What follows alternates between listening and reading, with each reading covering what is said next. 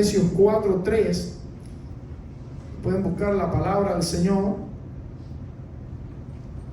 en la carta a los Efesios, capítulo 4, verso 3. Y vamos a estar hablando acerca de la unidad. Pueden quedarse sentaditos, pueden sentarse, han estado buen tiempo de pie, pueden quedarse todos sentaditos en reverencia en la palabra del Señor. Y dice así la palabra del Señor: solícitos en guardar la unidad del Espíritu en el vínculo de la paz. Solícitos en guardar la unidad del Espíritu en el vínculo de la paz. Vamos a estar hablando acerca de la unidad. La iglesia necesita entender que el principio de la unidad es un principio importante para que Dios nos bendiga. Bendito sea el nombre del Señor. Si la iglesia guarda la unidad en el Espíritu, la iglesia va a experimentar un avivamiento, un movimiento de parte de Dios sobrenatural. Nunca puede haber un avivamiento en la iglesia si antes no hay una unidad en el Espíritu de Dios. Por eso el título de este sermón es solícitos en guardar la unidad en el Espíritu. Solícitos en guardar la unidad en el Espíritu.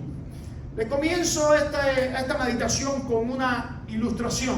Resulta que había una asamblea de herramientas de carpintería, y querían buscar quién era el líder de la asamblea, querían buscar el jefe de la asamblea. Y se levanta, bendito sea el nombre del Señor, el martillo, y dice: yo debo ser el líder de esta asamblea porque yo tengo un golpe fuerte, yo sé cómo golpear, yo tengo una potente destreza para golpear.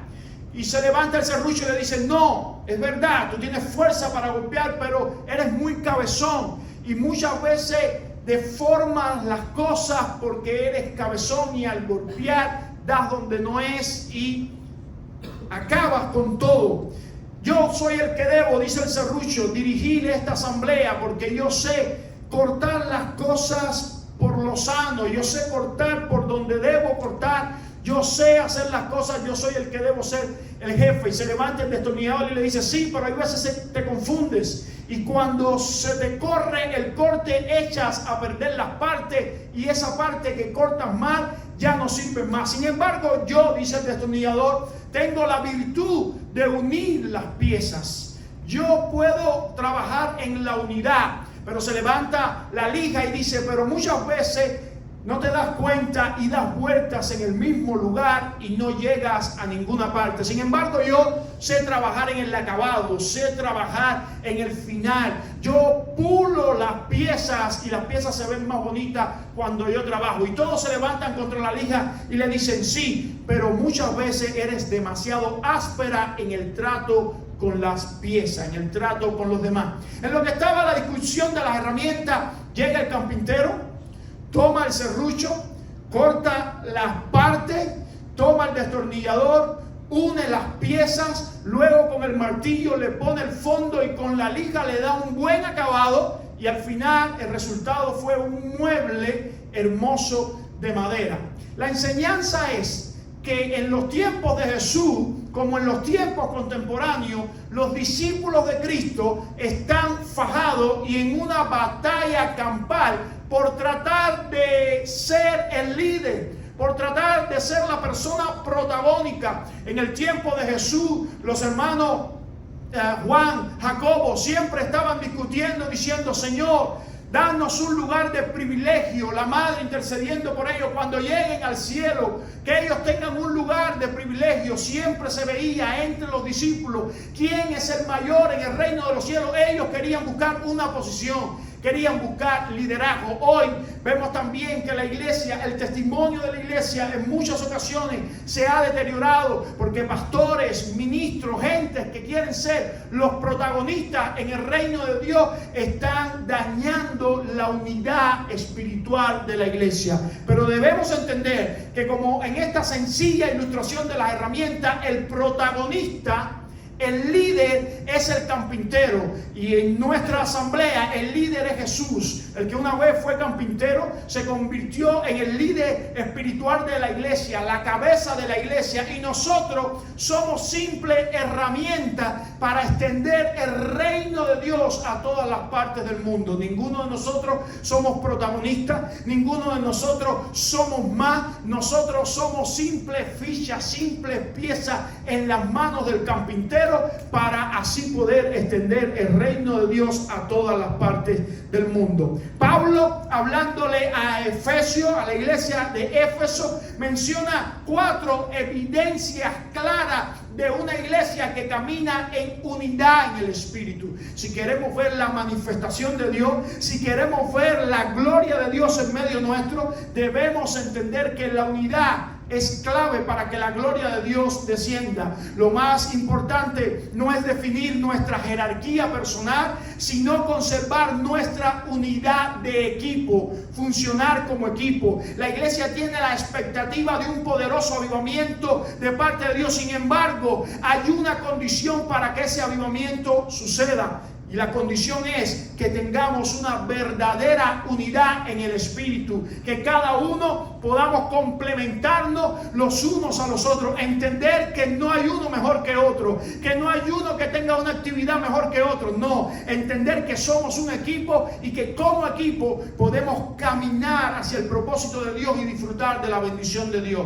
Lo primero que le habla Pablo a la iglesia de Éfeso es la unidad fraternal. Una iglesia que no se evidencie una unidad fraternal en ella, esa iglesia no tiene unidad en sí misma y por lo tanto no puede dar testimonio del reino de Dios. Dice Pablo en Efesios capítulo 4, versículo del 1 al 2. Yo pues, preso en el Señor, os ruego que andéis como es digno de la vocación con que fuisteis llamados, con toda humildad, mansedumbre, soportándonos con paciencia los unos a los otros en amor. Pedro menciona 4 características morales para que la unidad fraternal funcione. Pedro no empieza a hablar de lo estructural, sino empieza a hablar de lo moral. Y lo primero que menciona es la palabra humildad. Una iglesia que no haya humildad en ella es una iglesia que no puede tener unidad. ¿Qué cosa es humildad, pastor? Según el diccionario Larons, humildad es la virtud que consiste en el conocimiento de nuestras propias limitaciones y es actuar según esas propias limitaciones que nosotros tenemos. En el griego es la palabra tabernón y es dependencia de Dios. Totalmente. Es cuando yo dependo de Dios para mis hijos, cuando dependo de Dios para mi economía, cuando dependo de Dios para mi trabajo, cuando dependo de Dios para mi matrimonio, cuando dependo de Dios para mi ministerio en la iglesia. Es cuando yo dependo de Dios para todas las cosas. Por tanto, se trata de una honesta valoración de uno mismo como criatura y que la adquisición de la conciencia de que nada somos ni tenemos que no nos haya sido dado por Dios, y que todo ello es a fin de que podamos servir con una actitud de corazón regida por la poderosa presencia del Espíritu Santo. El orgullo separa a la gente mientras que la humildad los une. Dijo Sócrates, es evidente que el ser humano nunca llega a un conocimiento de sí mismo, sino hasta que haya contemplado antes el rostro de Dios y después de semejante contemplación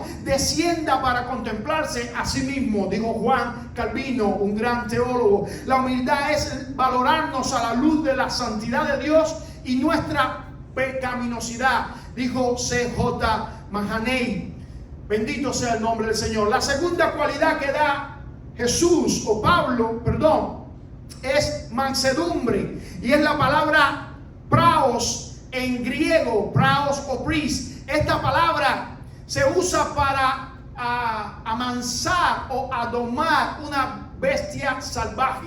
Cuando ellos, los griegos, tomaban una bestia salvaje, un caballo salvaje, y ellos lo domaban, ellos decían que este caballo estaba con mansedumbre. Ahora fíjese que la bestia no ha perdido su potencia, no ha perdido su fuerza ni su destreza, sino que ahora la bestia está domesticada y le hace caso al comando de voz del domesticador. Es la gentileza del fuerte cuya fuerza está bajo control. Repito eso: ser manso es la gentileza del fuerte cuya fortaleza, está bajo control. También los griegos usaban esta palabra para describir cuando un aire fresco, una brisa fresca le daba en el rostro a una persona. A diferencia de un huracán, de un viento fuerte que molesta, es como una brisa fresca, es decir, una persona mansa en el trato con otra persona refresca el rostro de la persona, como esa brisa fresca refresca el rostro de alguien. Los mansos siempre traen bendición. Por tanto, la humildad y la mansedumbre forman una pareja excepcional para nosotros poder tener unidad en la familia, en la iglesia y con cualquier persona. El manso piensa tan poco en sus derechos personales como el humilde en sus méritos personales.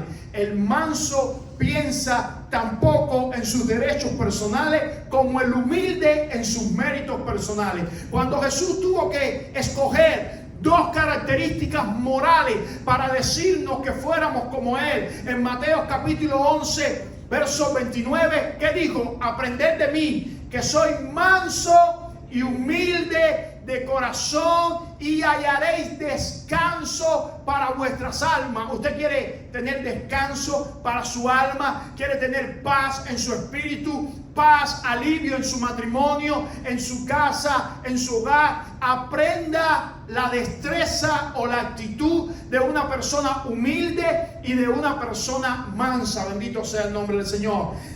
Usa otra característica moral Pablo, y en esta ocasión es paciencia, macrotimia.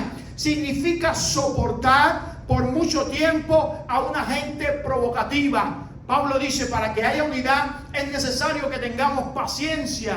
Otro fruto del Espíritu Santo, la paciencia, es soportar por mucho tiempo gente provocativa. ¿Verdad que muchas veces tenemos que lidiar con gente provocativa en el trabajo, en la familia, con los amigos y aún en la misma iglesia? Gente que te provocan, pero Pablo nos llama a ser pacientes. Bendito sea el nombre del Señor. Como mismo Dios fue paciente con nosotros. Por eso hoy tú y yo estamos disfrutando de la salvación de Dios en Cristo Jesús. Mira este versículo como habla de eso. Romanos capítulo 3, verso 25. A quien Dios puso, está hablando de Jesús, como propiciación por medio de la fe en su sangre, para manifestar su justicia a causa de haber pasado por alto en su paciencia los pecados pasados. Jesús tomó a Jesús, lo puso como propiciación en su justicia,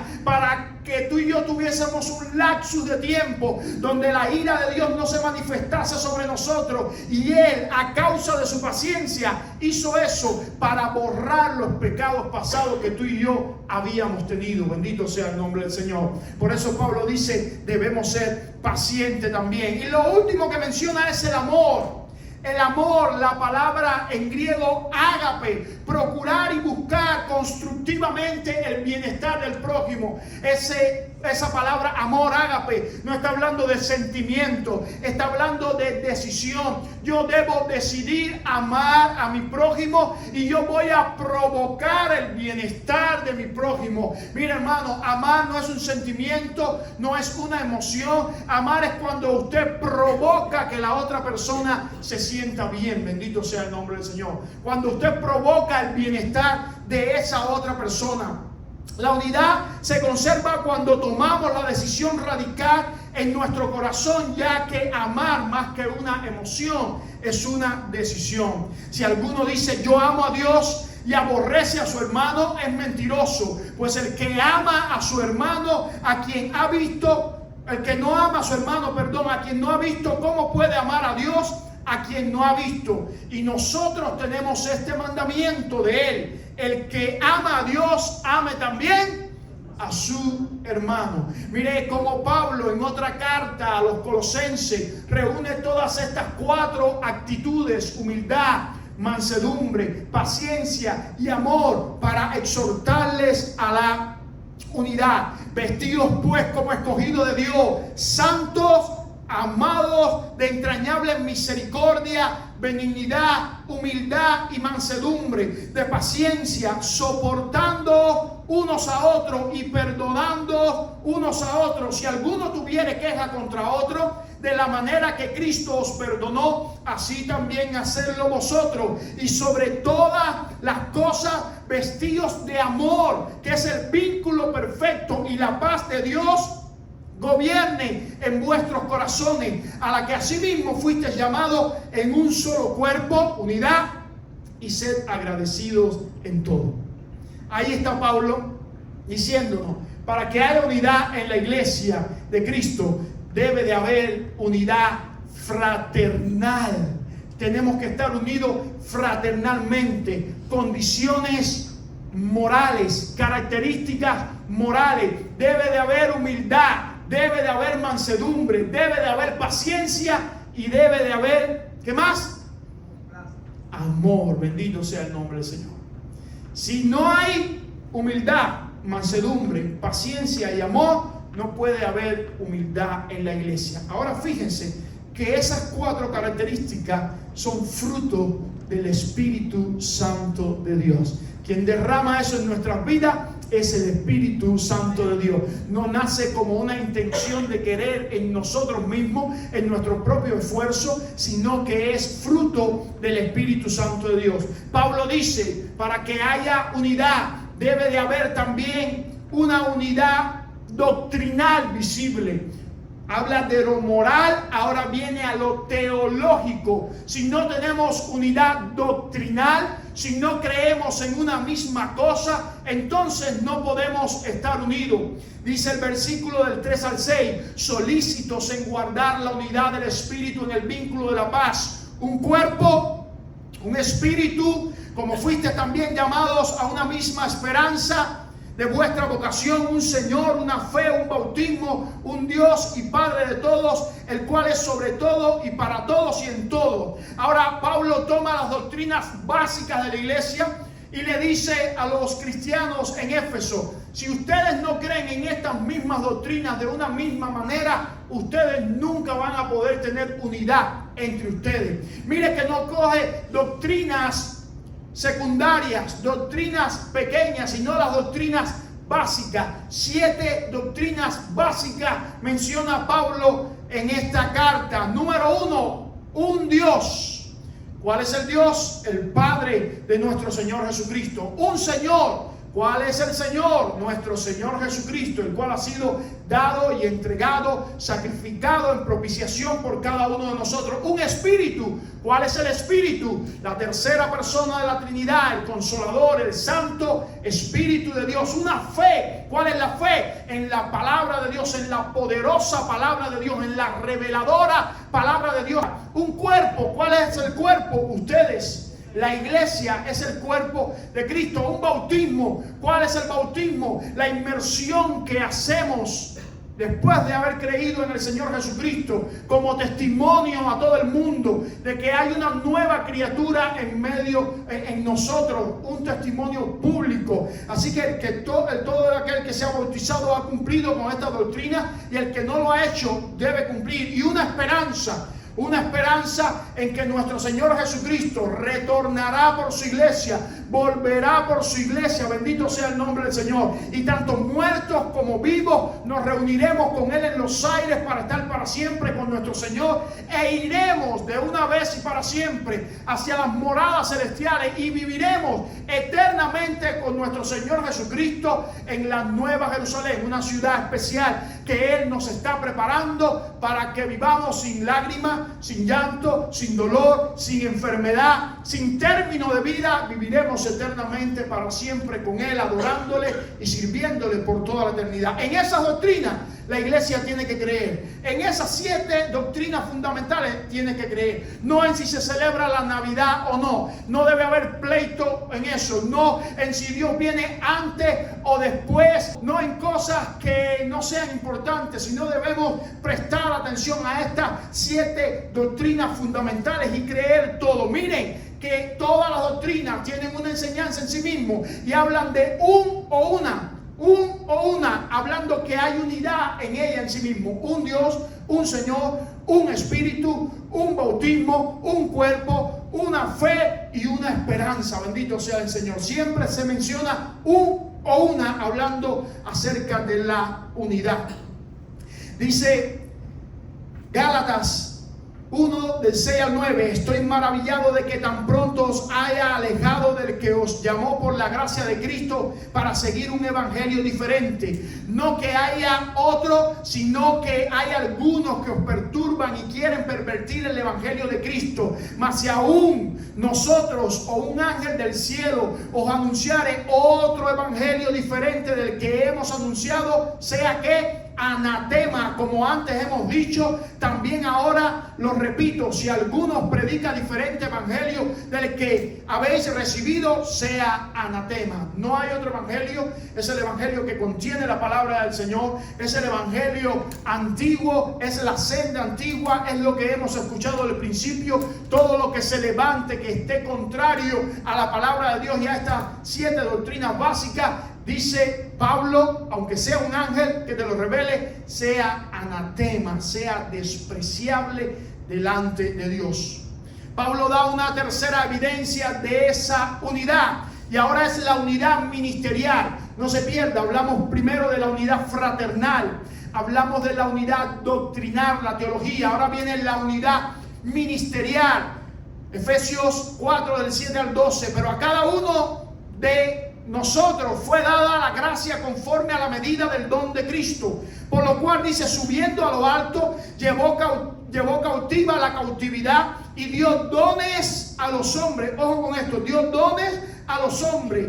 Y eso de que subió, ¿qué es? Sino que también había descendido primero a las partes más bajas de la tierra. El que descendió es el mismo que también subió por encima de todo los cielos para llenarlo todo, y él mismo constituyó a unos apóstoles, a otros profetas, a otros evangelistas, a otros pastores y a otros maestros, a fin de perfeccionar a los santos para la obra del ministerio, para la edificación del cuerpo de Cristo. La unidad ministerial es que cuando Jesús descendió y llevó cautiva la cautividad, dice la palabra que dio dones a los hombres. Quiere decir, dones a los hombres, que cada uno de los que estamos sentados aquí en esta tarde tiene un don de Dios.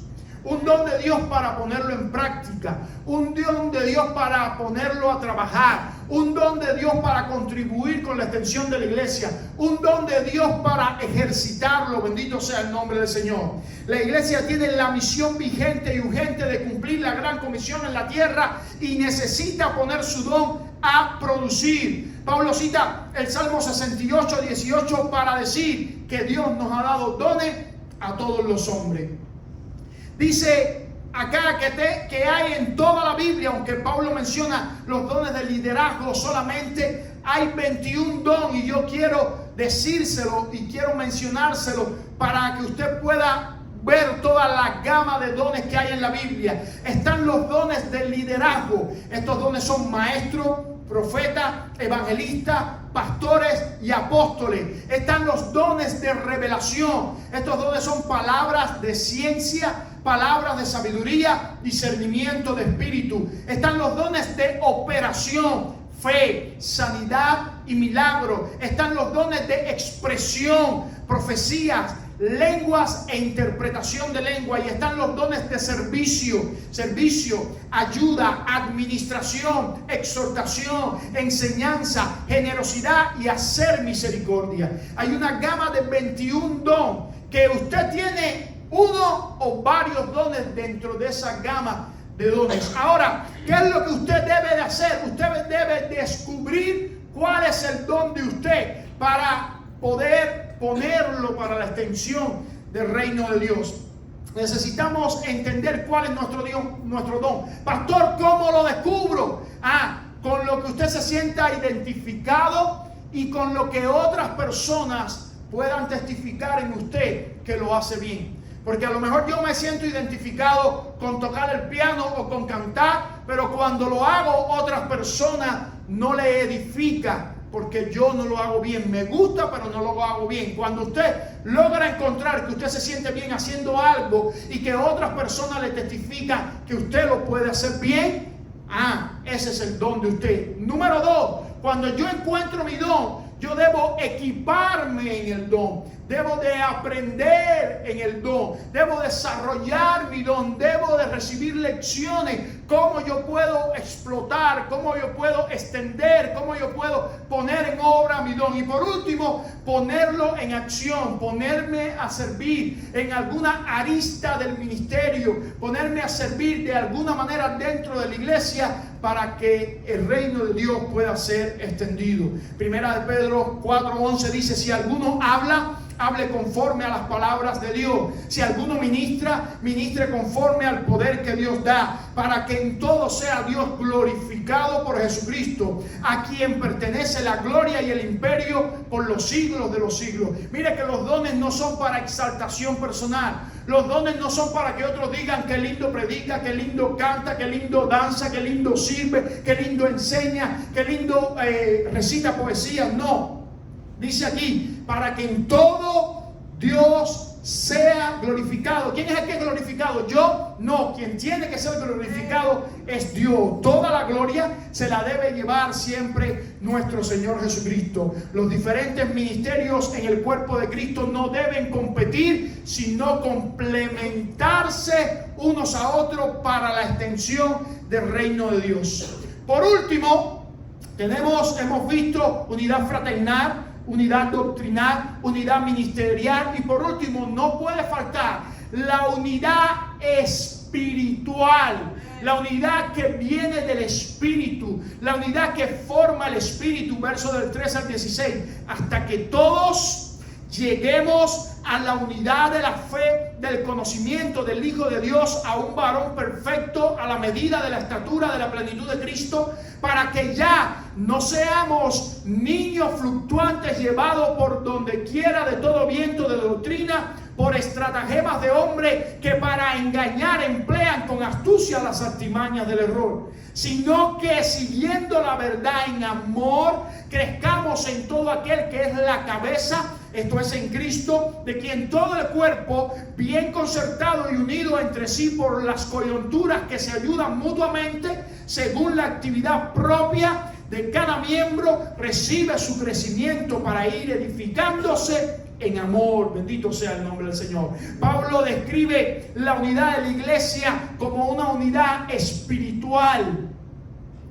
La unidad de la iglesia es una unidad espiritual. Es una unidad que nos da el Espíritu, solícitos, dice el verso 1, en guardar la unidad en el Espíritu. No es una unidad humana.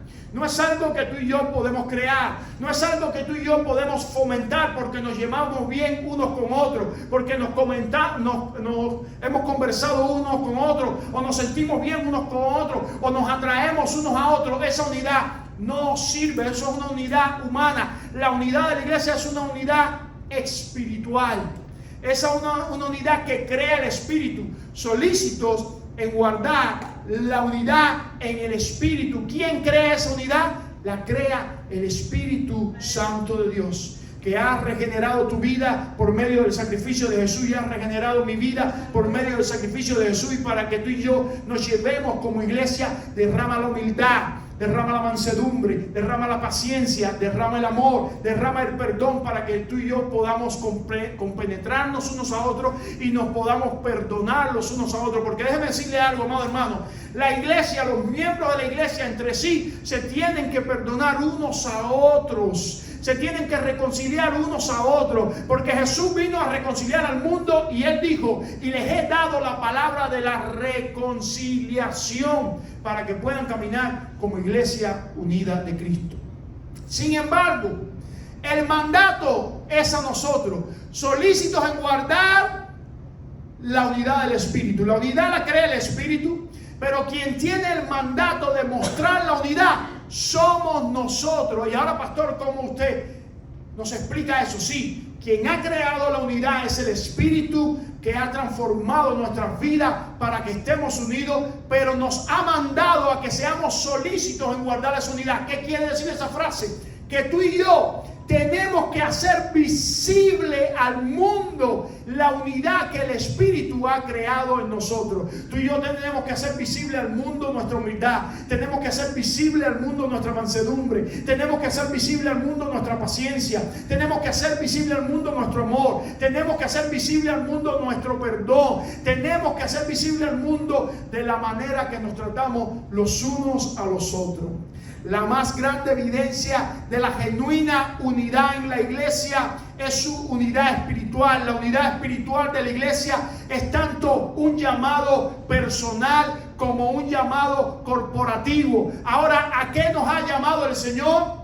Lo dice ahí al comienzo del versículo: hasta que todos lleguemos a la unidad de la fe y del conocimiento del Hijo de Dios, a un varón perfecto. ¿Y está hablando de qué? De las características de Jesús.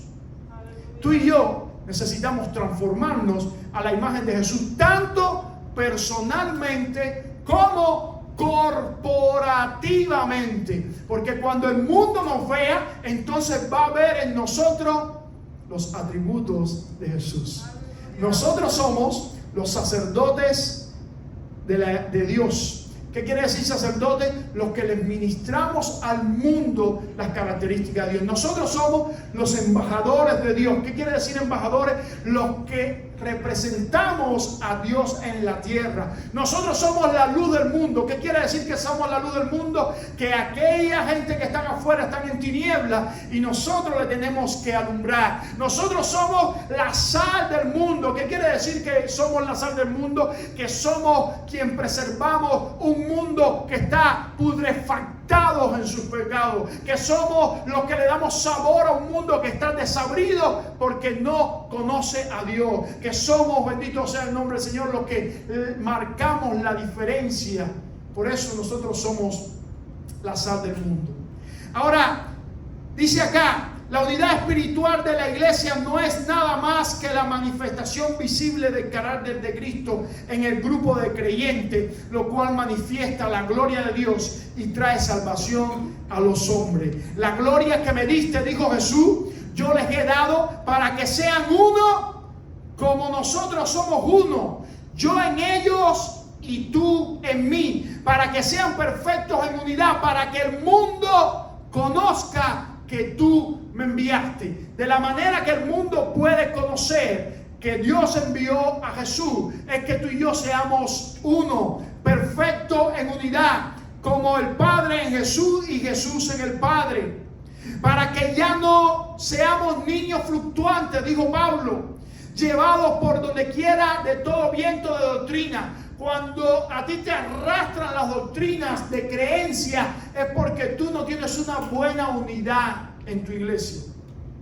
Porque tú no estás afirmado en tu iglesia. Pablo nos exhorta a seguir la verdad en amor. Esta frase se repite una y otra vez hasta que crezcamos hasta el conocimiento de Cristo, el cual es la cabeza y nosotros somos el cuerpo. Y aquí hay una analogía donde quiero ir suave para que usted entienda. La Biblia enseña, Pablo ilustra que Jesús es la cabeza y que la iglesia es ¿qué? El cuerpo. Ahora escuche, de la cabeza al cuerpo va la vida, va la fuerza, va la vitalidad y va el movimiento. Jesús, como nuestro líder, como nuestro Dios, es quien de Él nosotros recibimos la vida eterna. Es quien de Él recibimos las fuerzas espirituales. Es quien de Él recibimos el movimiento, la orientación para andar como iglesias en la tierra. Pero dice que tú y yo estamos juntados como coyunturas. La palabra coyuntura es juntados. Ahora, aunque tu cuerpo reciba vitalidad de tu cabeza, energía de tu cabeza, aunque tu cuerpo reciba todo lo que le hace falta de tu cabeza, hay una función que tus miembros necesitan ejercer, y es que cada uno estén bien ayuntados o bien juntos por las coyunturas. Si usted tiene una fractura de coyuntura, si usted tiene un problema en su coyuntura, la vitalidad que da la cabeza, la vitalidad que da su cabeza, la fuerza que da la cabeza, hay miembros que no la pueden recibir cuando hay coyunturas que están distróficas o están afectadas. Por lo tanto, si tenemos a Jesús como cabeza, pero nosotros entre nosotros mismos no tenemos una unidad espiritual saludable, hay miembros, hay coyunturas que no van a recibir de parte de nuestro Señor Jesús la vitalidad, el movimiento y la fuerza que necesitan para seguir adelante. Por eso es necesario que tú y yo permanezcamos en una unidad única, en una unidad perfecta. El alimento que viene de la cabeza, Cristo, debe pasar limpio y sin obstáculo a los demás miembros para que puedan funcionar sin estorbo. Bendito sea el nombre del Señor. Y ninguna coyuntura quede atrofiada ni aquisolada, para que la fuerza y la energía que da el Espíritu Santo de Dios pueda bendecir a cada miembro. Y ya no estoy en el mundo, dijo Jesús en la oración sacerdotal, mas estos están en el mundo, y yo voy al Padre Santo. A los que me has dado, por favor, guárdalos en el mundo, para que sean uno, así como nosotros somos uno. Esa es la oración sacerdotal. Guarda, Señor, a la iglesia para que sean uno, como tú y yo, Señor, somos uno. La iglesia primitiva, nuestro ejemplo como funcionalidad de la iglesia, funcionó de una manera que siempre estaban juntos y unánime. Vean una y otra vez esta frase repetirse. Hechos 1:4, y estaban juntos. Les mandó que no se fueran de Jerusalén. Ellos estaban juntos cuando recibieron el mandato. Perseveraban, dice, todos estaban perseverando unánimes en oración. Algunos estaban orando aparte, no, todos perseveraban en oración. Buscaban al Espíritu juntos. Dice, cuando llegó el día de Pentecostés estaban todos unánimes y ¿qué? Y juntos. Tenían en común todas las cosas, dice. Los que habían creído estaban juntos y tenían en común todas las cosas. Comían juntos y perseveraban unánimes cada día en el templo y partiendo el pan en las casas comían juntos. Oraban juntos, dice. Y ellos, habiéndolo oído, alzaron unánimes la voz a Dios. Predicaban juntos. Aconteció en Iconio que entraron juntos en la sinagoga de los judíos y hablaron de tal manera que creyó una gran multitud de judíos y asimismo de griegos. Por lo tanto, ellos estaban juntos para recibir el mandato, perseveraban juntos, buscaban al Espíritu juntos, tenían en común todas las cosas, comían juntos, oraban juntos y predicaban juntos. Había una perfecta unidad espiritual en la iglesia primitiva. Necesitamos, hermanos, entender que mientras más nos unimos, mientras más nos compenetramos en el Espíritu, mientras mejor nos llevamos, más testimonio del reino de Dios vamos a dar a las personas que le estamos predicando. Más seguro vamos a estar que ningún viento de doctrina sople y nos aleje del Señor. Más afianzados vamos a estar para recibir bendiciones de la cabeza de Cristo Jesús, del que tiene las primicias de todas las cosas. Y cuando esa bendición se derrame por todo el cuerpo, cada miembro va a poder ser bendecido, porque no hay coyunturas que estén dislocadas, porque no hay coyunturas que estén distróficas. Bendito sea el nombre del Señor. Así que recordemos que una iglesia unida es una iglesia que tiene unidad, bendito sea el nombre del Señor, unidad fraternal. Es una iglesia que sabe ser humilde, que sabe tener mansedumbre, que sabe tener paciencia, que sabe amar. Una iglesia unida es una iglesia, bendito sea el nombre del Señor, que tiene unidad doctrinal. que en las 7 doctrinas básicas, en la creencia a Dios, en la creencia a Jesús, en la creencia al Espíritu Santo, en la creencia en la palabra de Dios, en la creencia en el cuerpo de Cristo, en la creencia en el bautismo y en la creencia en la venida del Señor, se mantiene junto. Una iglesia que en la unidad ministerial está junto. No hay competencia en los ministerios, sino que se complementan. Saben cada cual cuál es su ministerio y caminan apoyándose, complementándose unos a otros. Y una iglesia que tiene unidad espiritual, que en el espíritu se siente que son uno. Se sienten como familia. No es que vamos a vivir todos los días de la semana juntos o que vamos a comer juntos como hacían ellos, pero nos sentimos juntos en la unidad espiritual como familia. Participamos en la unidad del espíritu adorando a Dios, participamos en actividades de confraternidad, participamos en todas las cosas, en los servicios al Señor, en los servicios a la comunidad, en predicar el evangelio. Lo hacemos juntos para que el reino de Dios se pueda extender y para poder disfrutar un avivamiento. Jesús decía, o Jesús oró en Juan capítulo 17, Padre, que sean uno como tú y yo somos uno, para que el mundo crea. Bendito sea el nombre del Señor. Si no somos uno entre nosotros y estamos empezando ahora esta iglesia, estamos levantándonos ahora como iglesia, si no somos uno, el mundo no va a creer. Que no va a haber problemas, siempre van a haber problemas. Que no van a haber circunstancias, siempre van a haber circunstancias. Pero Dios ha derramado la poderosa presencia del Espíritu Santo, dándonos los frutos del Espíritu para que nos podamos perdonar los unos a los otros, sobrellevar las cargas los unos a los otros, soportando los unos a los otros y estar unidos para dar testimonio del Señor.